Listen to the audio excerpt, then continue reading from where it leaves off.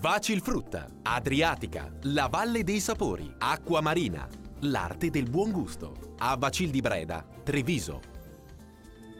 Bentrovati al meteo. Ancora qualche piovasco sul nostro territorio, ma tempo in prevalenza buono nella giornata di domenica 29 settembre. Vediamo dove sarà più instabile.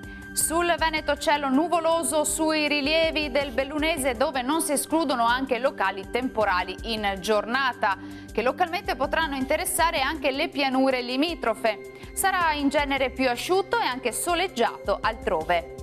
Temperature minime tra 14 e 18 gradi, massime oscillanti invece tra i 22 e i 26 gradi. E anche sul Friuli Venezia Giulia avremo qualche pioggia sulle aree montuose, il sole invece sarà più presente sul resto della nostra regione.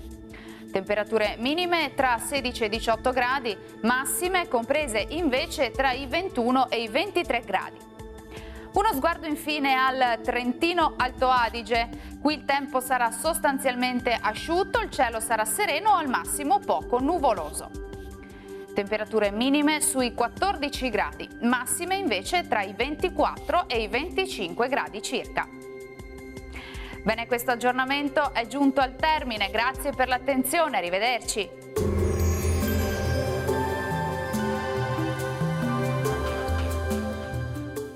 Vacilfrutta, Adriatica, la Valle dei Sapori, Acqua Marina, l'arte del buon gusto. A Vacil di Breda, Treviso.